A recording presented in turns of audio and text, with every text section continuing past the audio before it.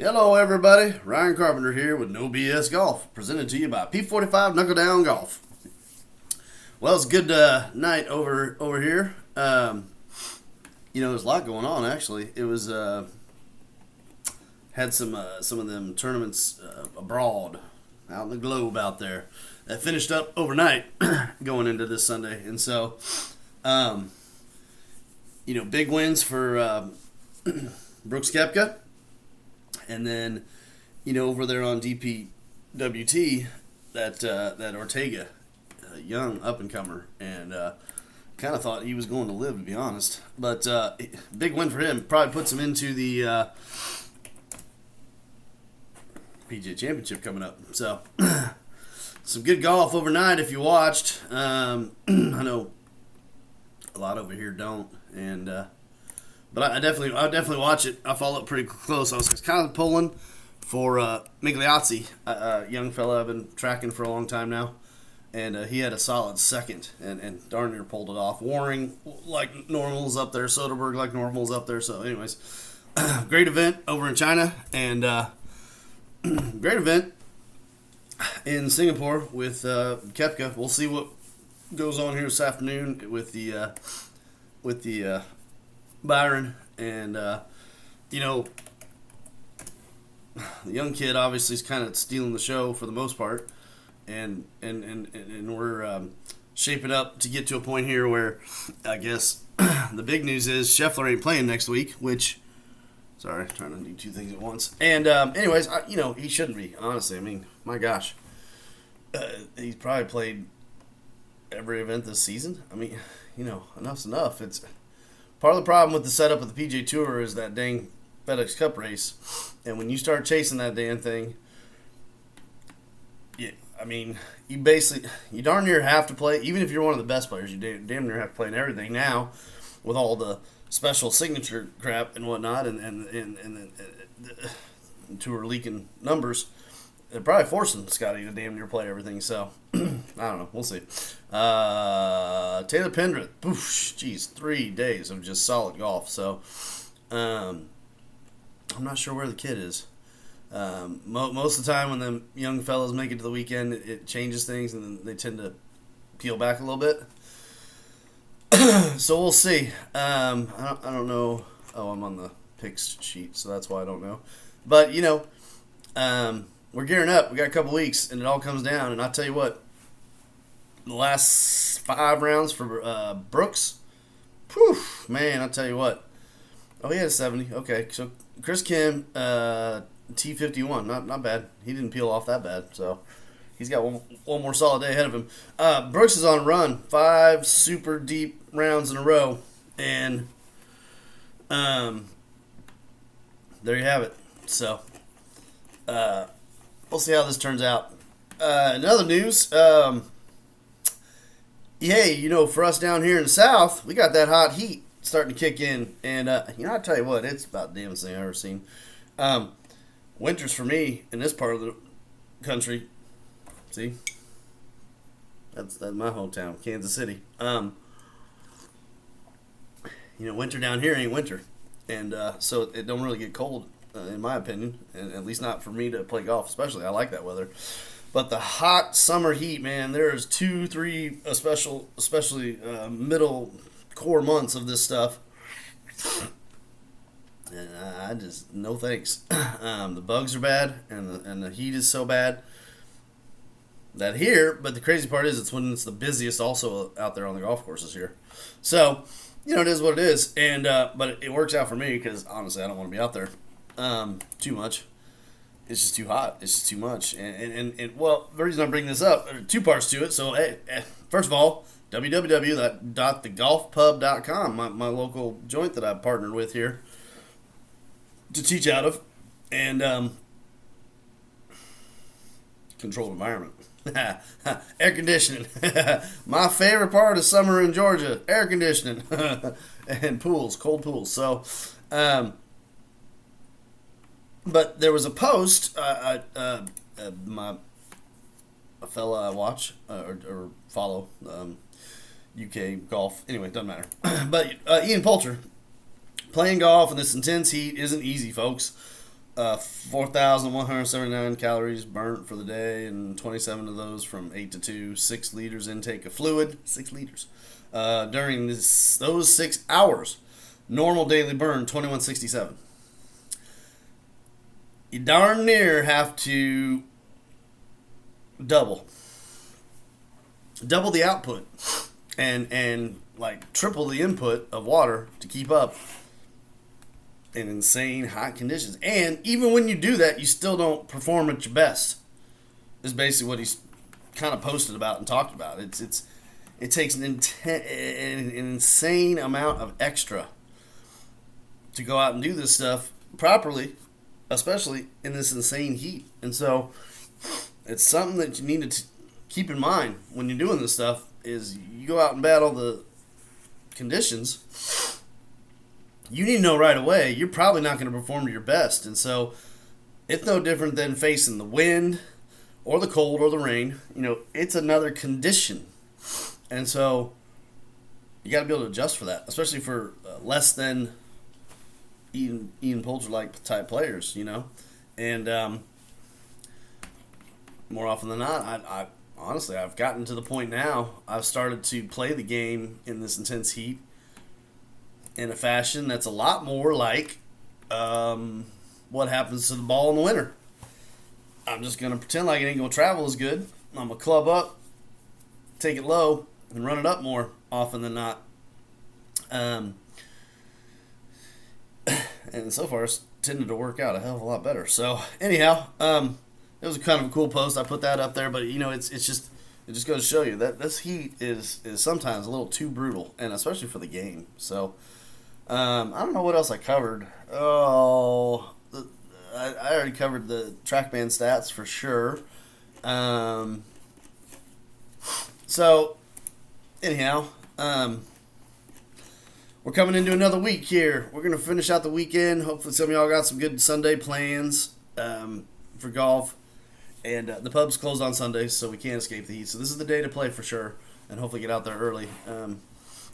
I mean to, but I got so many things going on. But where are we at with this whole stuff? It's I had another conversation last night, and I'm always talking about golf. I seem to find that more often than not, people, players, you name it, always coming up with ways to,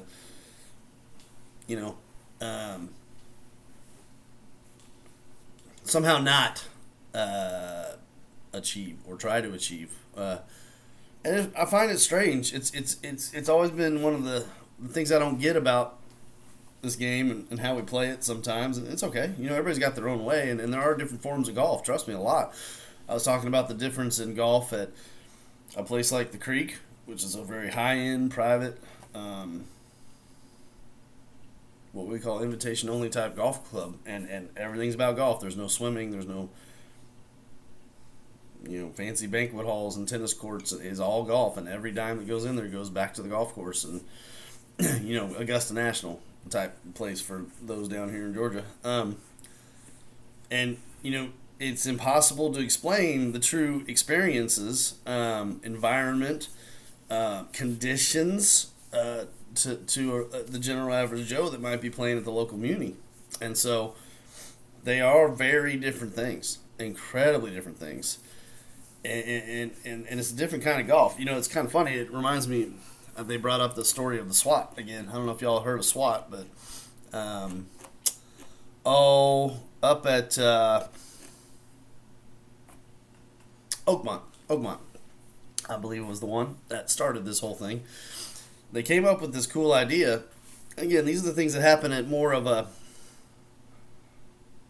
specialty club, I guess we can call it, if you want to call it that. Anyways, different place, not your local muni. They do a sign up for a daily tournament here and there, and you basically sign up, and you don't have a team or nothing, but you have your proper index, okay, established. And what they do is they basically take you and the groupings of people, and they put captains in. Captains are kind of the more high handicap players, fellas. And so you got an A, B, C, and D player. Your A player is the captain in the low index. B is the next kind of, flight, if you will, C and then D, so high index. And they kind of pick and form the teams. And so basically, you go out there, and you compete for the day, and you play with a bunch of fellas you may have never known in your entire life, or maybe you've encountered them a couple times at the club. Maybe you play with them on a regular basis. It just, however it falls is how it falls, and that's the point. It's to get everybody out there playing in a little fun tournament type setting. You play like a simple Nassau, but you play against every team. So if you get like 20 teams signed up, you're playing against 19 teams. It's really fun. And, whatever, like, it can be dollar Nassau's. I mean, for crying out loud, it don't matter what it is. It's just $5 Nassau, and you just play, and they score it accordingly at the end, and everybody's having fun after in the clubhouse watching the sports and all the fun stuff. But it occurs to me that, unfortunately, there are a lot of traditions. There are a lot of environmental experiences,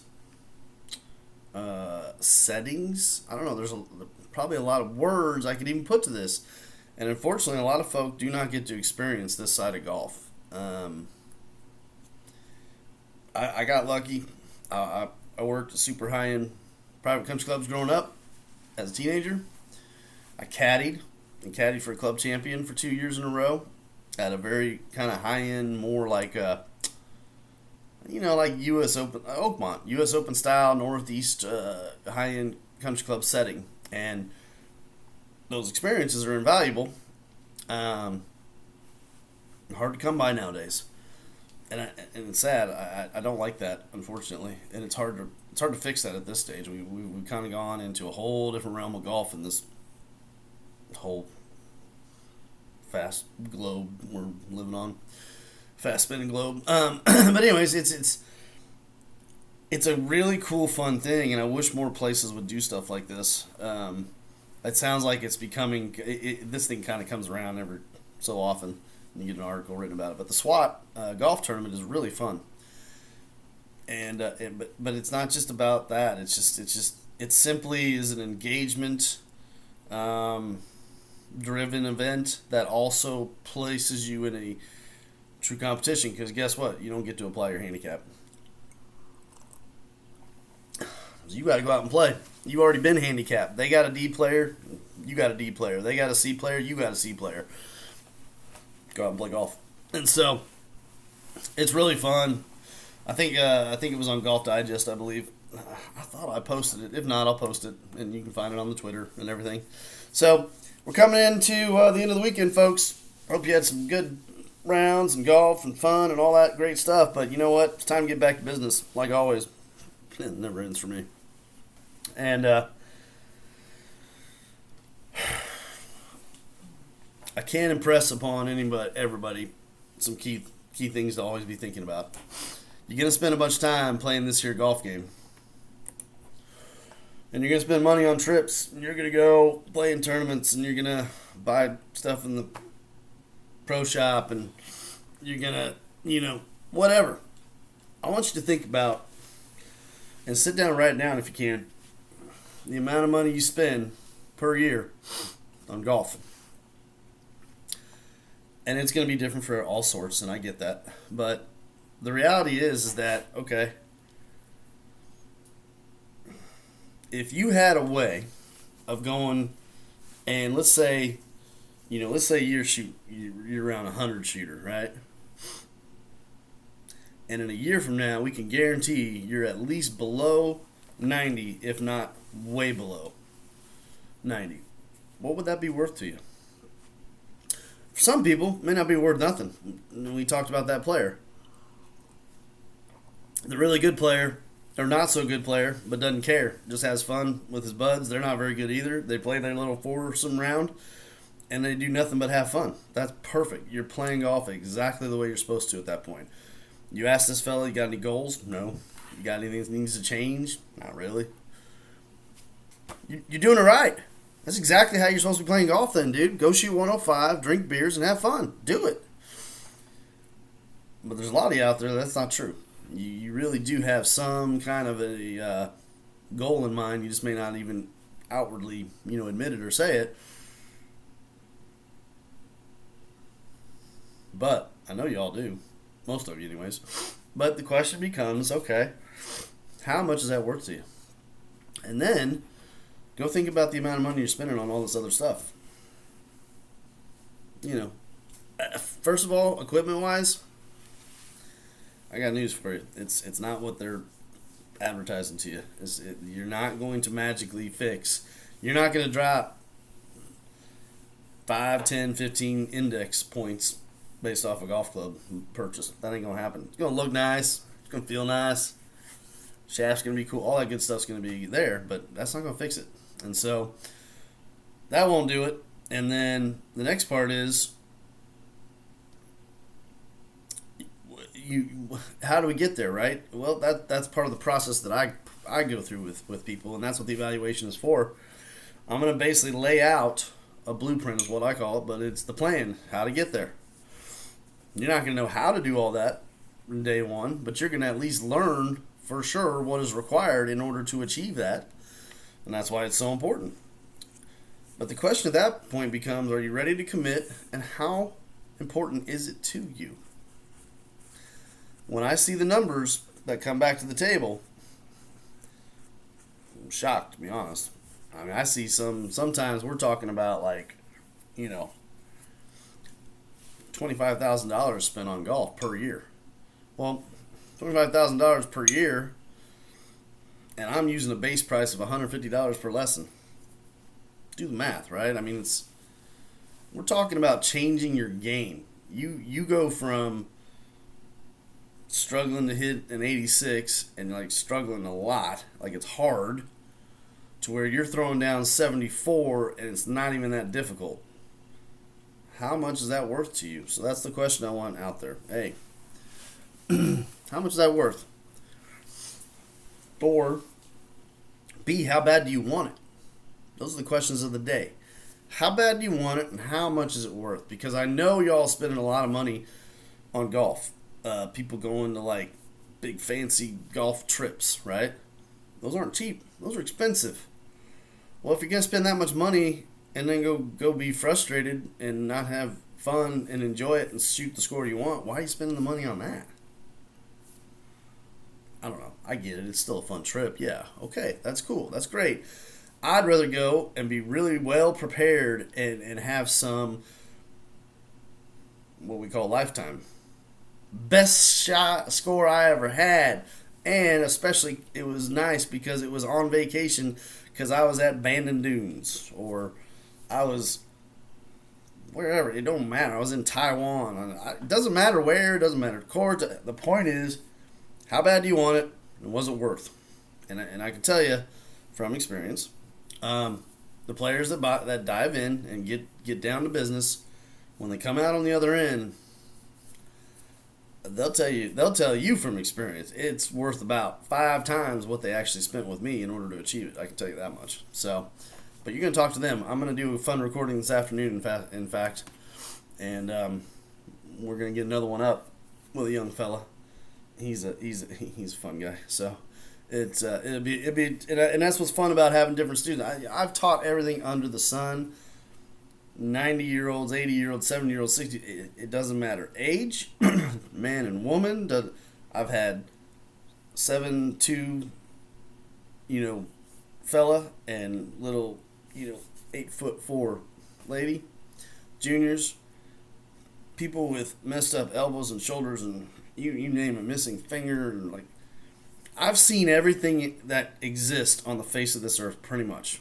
Well, for the most part. And I can tell you this, y'all about the same in reality. I mean, there are differences for sure, but the learning process is the same. The tendencies are pretty much the same for everybody. They're just to what degree. But no matter what, I know this from experience. Every single person who is watching this, I hope a lot, probably not many. We'll see someday. Every one of you can achieve this. There's no such thing as, I'm too old, I'm not flexible enough. Came up this week. No, you're plenty flexible. You may not hit it 330 someday when you learn a better golf swing. That's different. That's high level output from good golf swing, but you can learn a good golf swing. learning a good golf swing is going to get you to the point where you can score a hell of a lot better. And by scoring better, you're going to have more fun spending your damn money playing golf. Like that. I can't sum it up much easier than that. It's just you got to commit. You got it. How bad do you want it? And so, it's I get it. There are the main constraints that actually exist for people. Time is one for sure. I get it. So that's why the process takes a while. If you can't find a way to get hours a day, then you're not going to achieve these major overhauls in your golf game in just a couple of short weeks. That's just not, it's not realistic. When you only have 30 minutes here and 30 minutes there to even try nothing, it's going to take a while. There's just no way around that. So the time frame is going to be a long one, unfortunately, because that's just the way it is. We all have other responsibilities, but it can be done. That doesn't mean it can't be done. It just means we have to be realistic with our output expectations. That's it. But commitment is one. Time is one for sure, but time just simply extends the process. That's it. So what? Monetary, nothing I can do about that. Everybody's got their own monetary things. So, but again, go look at your golf budget. How much money are you spending on golf every year? Do the math. I mean, if you spend $10,000 a year on golf, why not take a percentage of that and put it to your dang ability? Learn, get better. So, as my thing, I think it's important. But you do you, I do me. That's how this works, right? So, anyhow, I'm gonna wrap up for this morning. I got another one coming this afternoon, and we're gonna get some more good info rolling. But I hope the folks that are coming on are gonna be helpful for you guys. I know their stories are always meaningful to me. The time I spent and the relationship I built with these people is absolutely 100% why I do this, and I appreciate them beyond anything I could ever explain, and I really appreciate them coming on, that's for sure. But anyways, Trey's up next, so Trey will be with me this afternoon. We'll get that thing pumped out. We'll get that recording loaded up as soon as we possibly can. As always, comment, ask your questions. Imagine you're in this process or you're thinking about it. What would you ask? What would you want to know? Everybody has questions. I spent hours talking to a couple of students that went through the eval because they had a lot of stuff. Lots of questions and thoughts and things. And look, I don't care whether you bought a lesson or not. Ask me the dang questions. It's important. And I want to know what you're thinking, what you want. So, as always, as we finalize this here morning edition, comment below. Please, whatever you do, smash the like button, subscribe, and share. Let everybody out there hopefully know what's going on around here. I want to engage with everybody. I want to build an environment that's totally different here in this Middle Georgia area. And we got some big plans coming down the pipeline, and hopefully we can achieve it someday. So, but we need people. So come on, people, come on out. And www.golfpod.com. It's hot. It's gonna be hot soon. And like Ian said, hey, indoors. Boom. Less energy, you get more done. Don't battle the heat. Don't waste all your energy and your waters and everything else. And there you go. So throughout the summer, beat that heat. Go inside and come see me. Evaluation's free for a reason right now. You gotta have the information before you can make a decision. How bad do you want it? Look at your budget. Commit to the process. Once you know what it is, you can make a better decision. Evaluation is free right now. That will not be free forever, by the way. So get it while you can. Otherwise, smash, subscribe, share, comments, Twitter at P45KDG. Email P45knuckledowngolf@gmail.com. So for now, we'll come back at you later here with another recording. But for this morning, everybody, this is Ryan Carpenter with No BS Golf, presented by P45 Golf. Take care.